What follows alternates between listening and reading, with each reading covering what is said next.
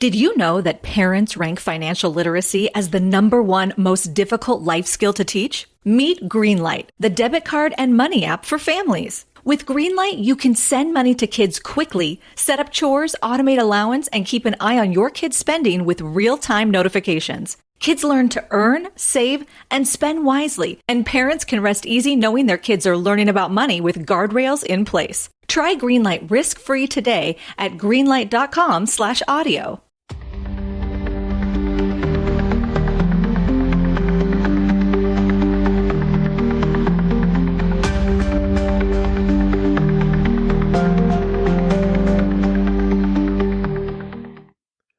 Hello, everybody, and welcome to this episode of True Crime Time for Monday, January the 6th, 2025. And I'm Woody Overton. And I'm Cyndi Overton. What's up?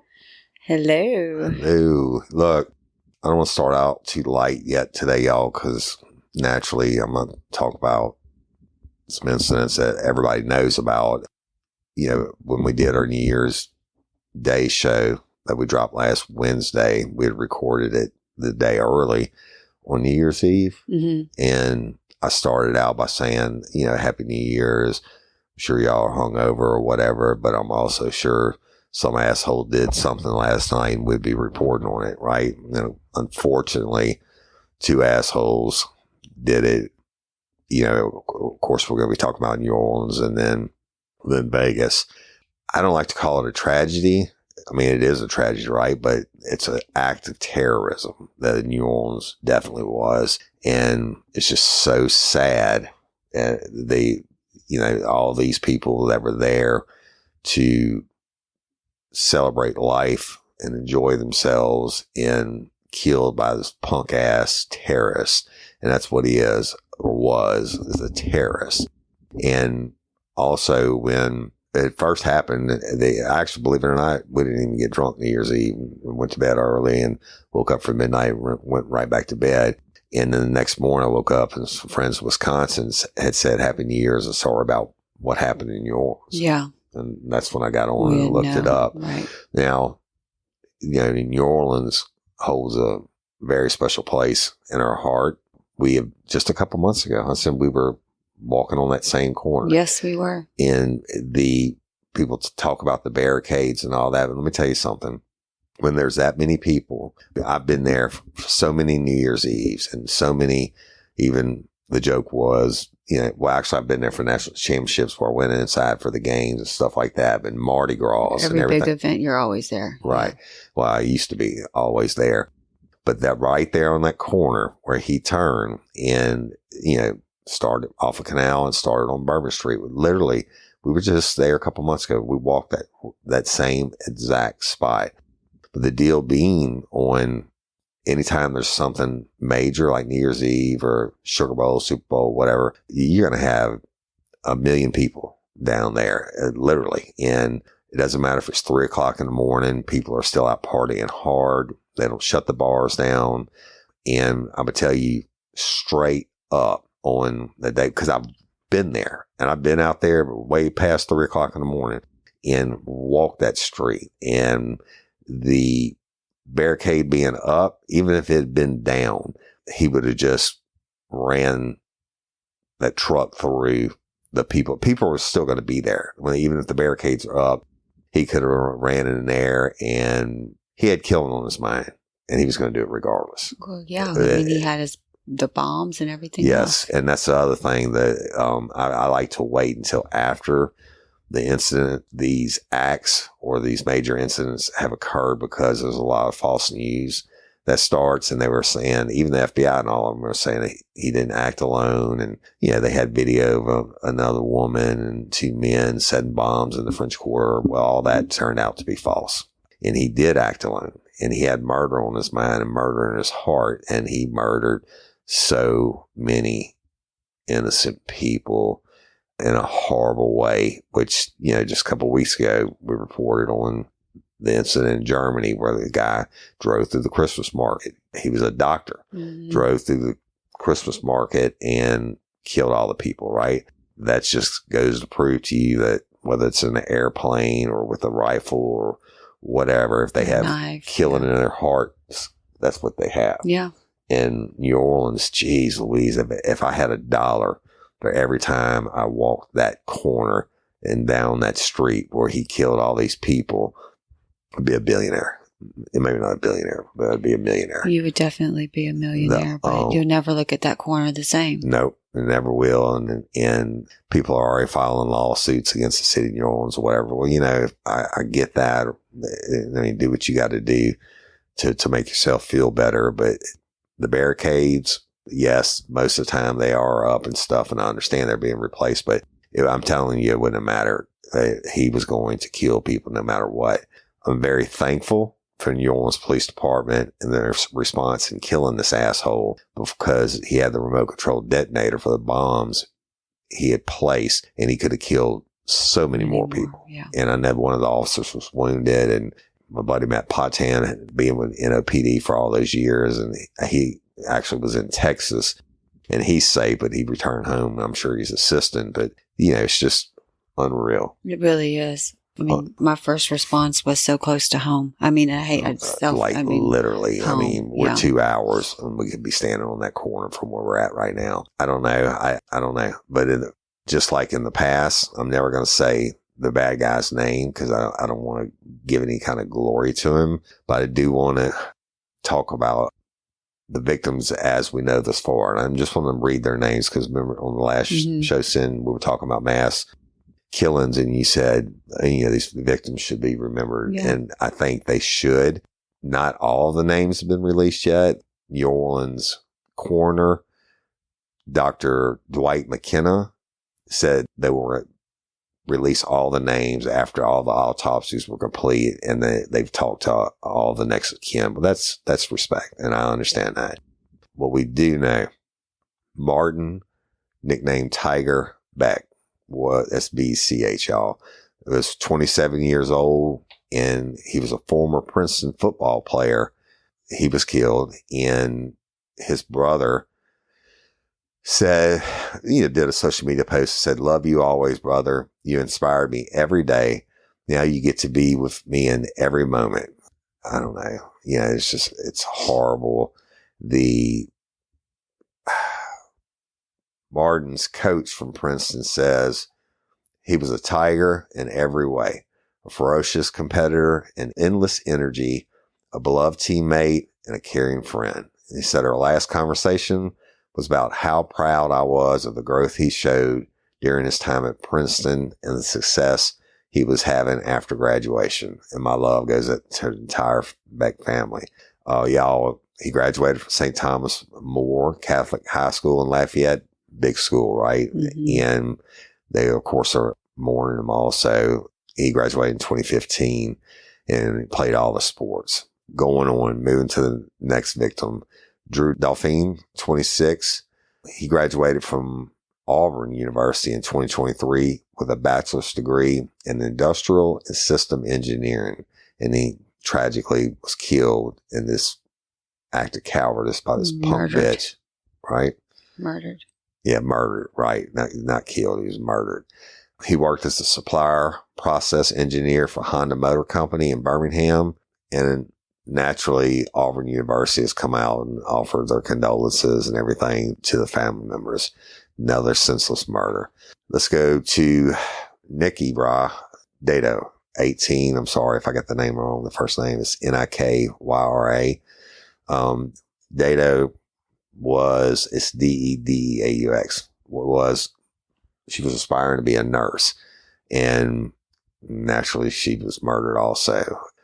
Her friend Zion Parsons told the Associated Press that she was struck by the truck, that he was lucky to be alive. He said a truck hit the corner and comes barreling through, throwing people like in a movie scene, throwing people into the air. It hit her and flung her like at least 30 feet, and I was just lucky to be alive. So Parsons said that Dado, the victim, had a job at a hospital and was set to start college. And he said she had her mindset. She didn't have everything figured out, but she had a plan laid down. Jeez. Another So three great humans. Senseless murder. And she could have done so much great things in her life being a nurse, helping people. Yeah. Yeah. There you have it. Nicole Perez, 28 years old, and she was a single mom, y'all, to a 4-year-old son, and tragically murdered by this coward. It's crazy. She was recently promoted to manager at Kimmy's Deli in Metairie, Louisiana. For y'all that are not from here, that's the city that touches up to the city of New Orleans, and was really excited about it. And that's what the deli owner, Kimberly Usher, said in an interview with AP. Usher confirmed Perez's death to her sister, who also works for her. Said she was a really good mom. I don't know, y'all.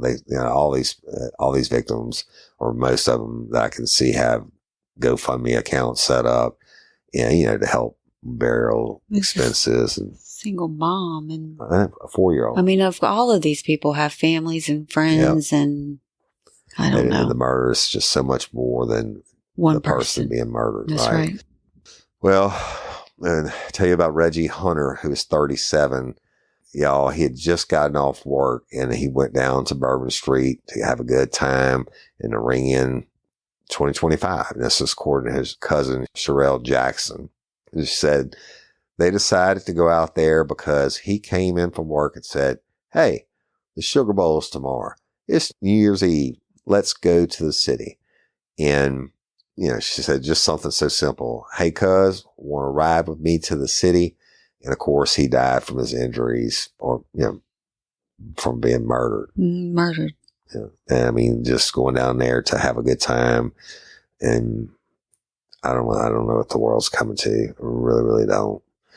Hubert Gautreaux, who was 21, and he graduated from Archbishop Shaw High School.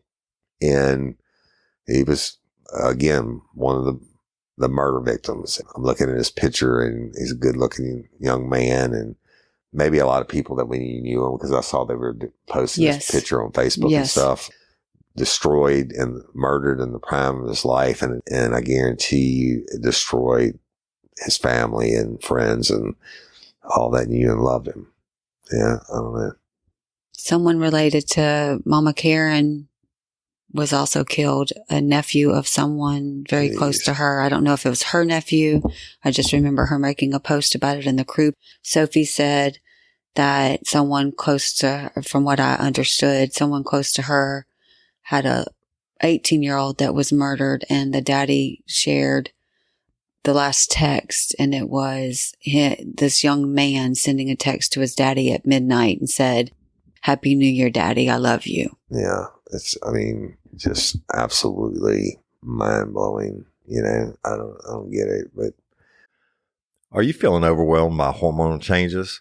I know Cyndi was, and if you're a woman, you're definitely not alone. There are more than 1,000 hormone disruptors living rent-free in our environment right now, found in our food, water, and even in our skincare products. These disruptors can wreak havoc on our hormones. Believe me, before Hormone Harmony, I watched Cyndi suffer. Not anymore. Hormone Harmony's formula, made only with herbal ingredients, have reduced Cyndi's hormonal symptoms, and it helps women of all ages. Then there are the natural hormonal changes our bodies face, such as menopause. While these processes are part of life, they don't have to be uncomfortable. The good news is that you don't have to suffer through it any longer. Hormone Harmony contains science-backed herbal extracts known as adaptogens, designed to help the body cope with stressors, including those chaotic hormonal fluctuations that can disrupt your daily life. Whether it's PMS symptoms like irritability and cravings, or menopause symptoms such as hot flashes and night sweats, Hormone Harmony can help with it all. Happy Mammoth, the creator of Hormone Harmony, is dedicated to improving women's lives by using only high-quality science-backed ingredients. They make no compromises on quality, ensuring that you receive the best support possible. This isn't just a supplement, it has become a phenomenon. Women are talking about it everywhere, with a bottle of Hormone Harmony sold every 24 seconds. And the most important benefit, women express feeling like themselves again. A sentiment echoed in over 30,000 positive reviews. For a limited time, you can get 15% off your entire first order at happymammoth.com. Just use the code RLRC at checkout. That's happymammoth.com. Don't forget to use the code RLRC for 15% off today. Moving to the next murder victim, Kareem Badawi. This person graduated from the University of Alabama, and in a Facebook post, which was written in Arabic, Bilal Badawi noted that the news of his son's death. Yeah. And so this goes to show you, this guy had the ISIS flag, and we know it was an act of terrorism. And, you know, I guess he thinks he's getting his 99 virgins in a palace full of gold. He's a martyr or whatever. But when you do that, I mean, I'm sure this person is, I'm guessing he's of the Islamic faith also, but I mean, you're killing everybody. Right. I don't know what makes you think, I don't care who you believe in, what higher power you believe in, but what makes you think and actually believe that you killing, I mean, he would have killed 30,000 people. He could have. You killing even one person. What higher power or God is going to welcome you with open arms, singing you praise? Any God. Yeah. Right. I don't get it. But about Kareem, said it's with great sadness and grief, and with heart satisfied with Allah's decision and destiny, I announce the death of my son, Kareem Bilal Badawi, who died early today in the morning as a result of it's not a tragic accident. He says of a tragic accident in New Orleans. A terrorist attack. Yeah. The Morning Advocate, which is a Baton Rouge paper, and said that a letter to the Episcopal School of the Baton Rouge community from the head of the school, Carrie Stakely, and head chaplain Patrick Edwards indicated that Kareem Badawi and Parker Vidrine were injured in an attack, were both alumni. And I mean, all these people just down there do what they do, you know? Yeah. So Matthew Tinney Dorio, who was 25, they said he was just starting life and had the job of his dreams. And it's according to his mom, Kathy. And she told us at NBC News Now, said Tinney Dorio was an audiovisual technician for the Superdome. And he worked, I read this on another spot. He worked, did things for both the Pelicans and the Saints, right? And again, senselessly murdered. I don't know. Billy DeMaio, 25.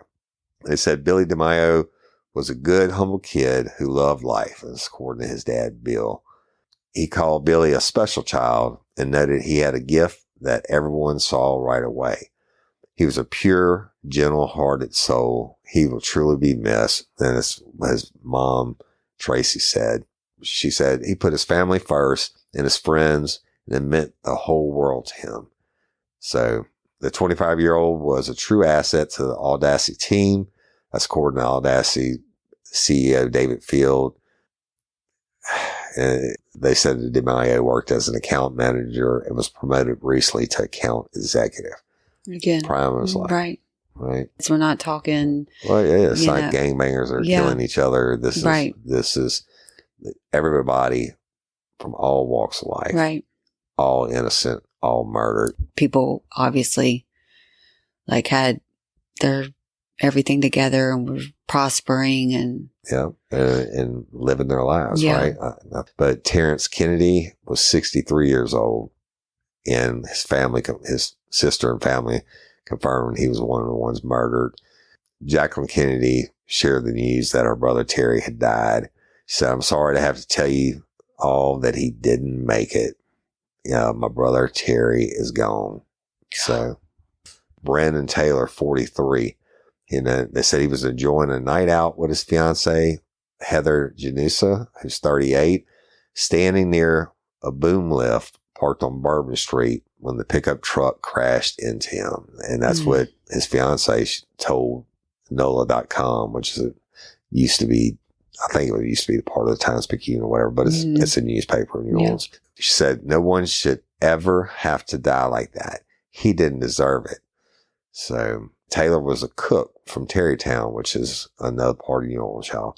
I think on the West Bank. My daddy But lived there. his mother, 75-year-old Mary Guerrero, called her son a Christian man and said he loved music. It's been very difficult, and I'm pretty devastated, and I'm just trying to get through this. Well, our prayers go out to you, ma'am, and everyone else. Absolutely. Raymond, what do you say about this? Of course, speechless. So Elliot Wilkinson, who was 40, was from Slidell, which is right across Lake Pontchartrain, y'all, from New Orleans. And he was also killed. They said Wilkinson was living on the street at the time of his death, according to NOLA.com. But his older brother Cecil said Elliot was loved and will truly be missed. I know life was hard for you at times, but I wasn't expecting to get the phone call this morning that you was one of them that got hit in New Orleans in the French Quarter. That's what his brother Cecil wrote. Right. It said Elliot struggled with mental illness and had recently been released from prison before he died. And he said that his brother could have stayed with family, but he didn't want to be a burden. So God bless him and rest his soul, and prayers for his family. Yeah. So it's everyone. Yeah. You know? Doesn't matter if you're the CEO or whatever. No. So Edward Pettifer, who's 31, and was a British national, killed by this coward, right? And the London police actually reported on this. They said the entire family are devastated at the tragic news of Ed's death in New Orleans. He was a wonderful son, brother, grandson, nephew, and friend to so many. The Pettifer family said in a statement, "We will all miss him terribly. Our thoughts with other families who have lost their family members due to this terrible attack. We request that we can grieve the loss of Ed as a family in private. Thank you." And now Pettifer's stepmother was a nanny to Prince William and Prince Harry. The Prince and the Princess of Wales also shared a statement on Instagram expressing the shock at his tragic death. Yeah. So our thoughts and prayers remain with the Pettifer family and all those innocent people who have been tragically impacted by this horrific attack. And that's according to Prince William. So that's all of them I have right now, y'all. But it's just mind blowing. I don't know what you do. I mean, we have so many. We just did the episode on all the mass killings, and then they're gone. And then, of course, the New Orleans, prayer for everybody in the whole world affected by this. And I don't know what we do to stop the hate. Like I told you on the last show, if we had something to do or that we could do, we'd be winning the Nobel Peace Prize. But just goes on and on and on, It does. So, And this is why I stand outside every time y'all leave me. Yep. And I'm at the house and I wait for y'all to drive down that driveway and just stand and wave and blow kisses. No matter if you're going to a Dollar General or right. And she does do that, and because you never know when it's going to be the last time that you're going to see someone. So the rest of the victims, and look, they're not only the murder victims. Most of these people were with their besties. I know. Think their of families, their friends the who witnessed, and a lot of them were hurt also. 35 plus people in the hospital. Yeah. And originally it was 10 that morning when I got up, and then supposedly went to 15, now back down to 14. There's a lot of confusion on it.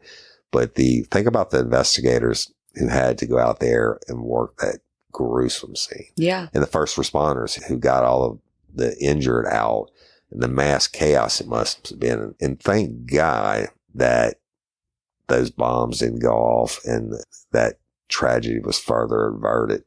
But New Orleans strong, and just, I don't know. Well, it's very sad to hear the names read, and thank you for doing that. And I know that's not all of them.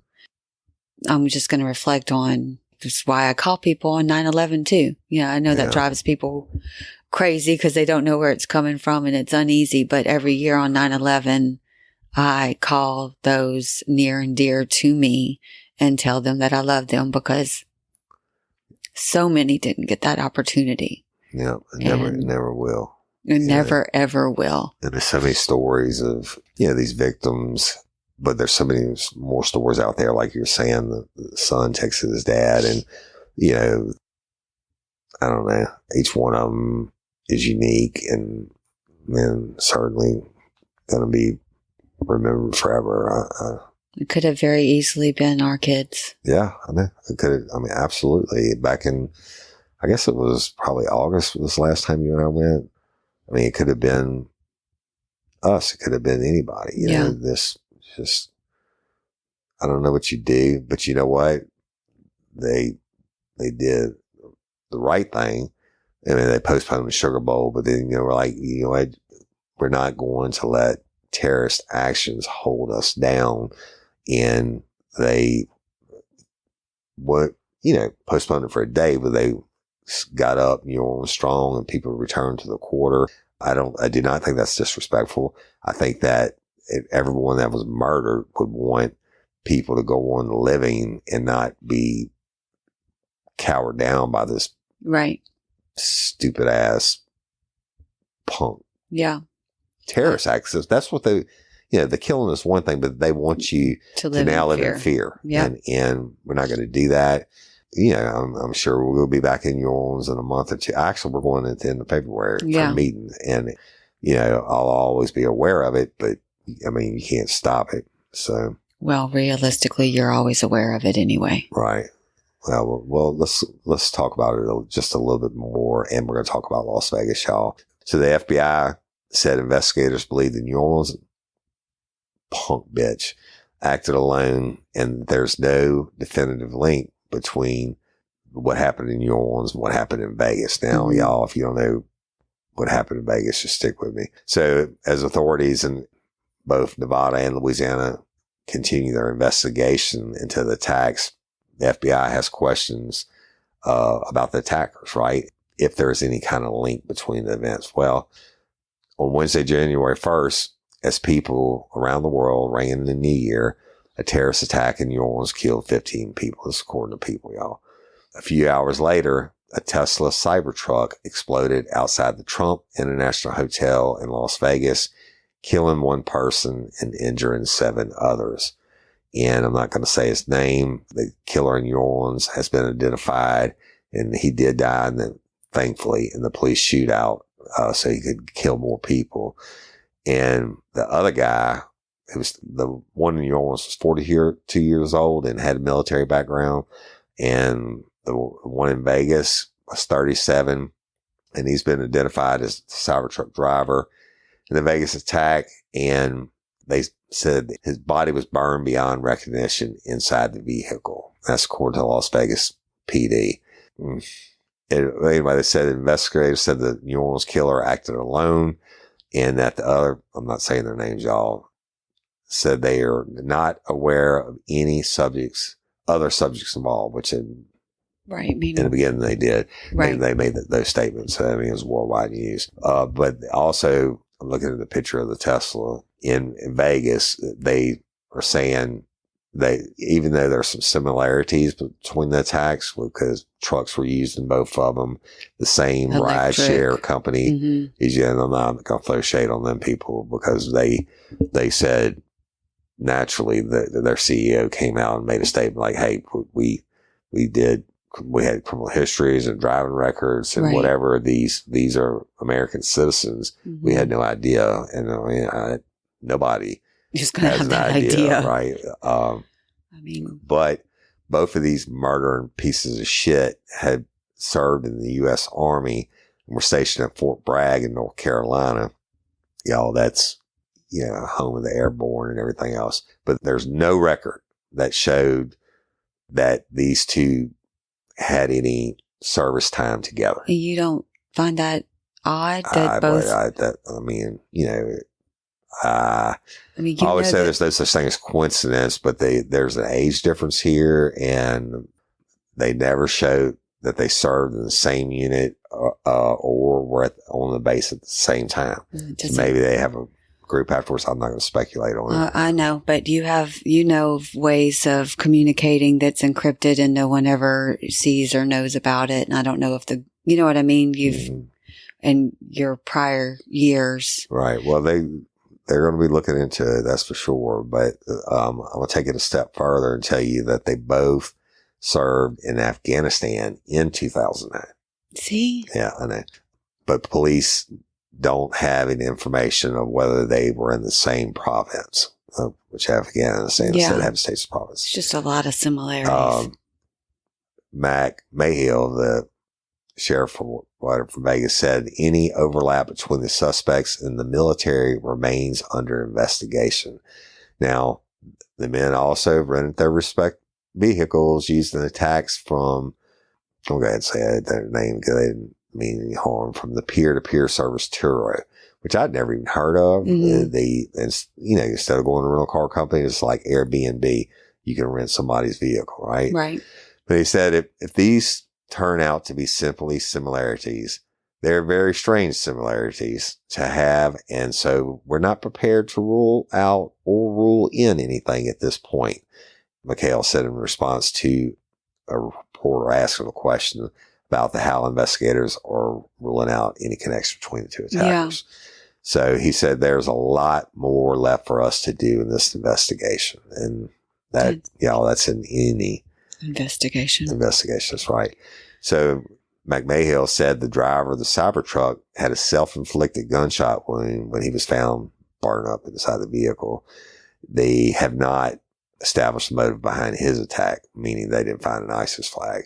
But he says it's not lost on us that it's in front of the Trump building, that it's a Tesla vehicle, but we don't have information at this point that definitely suggests that it was because of any particular ideology. And that's according to FBI Special Agent Spencer Evans.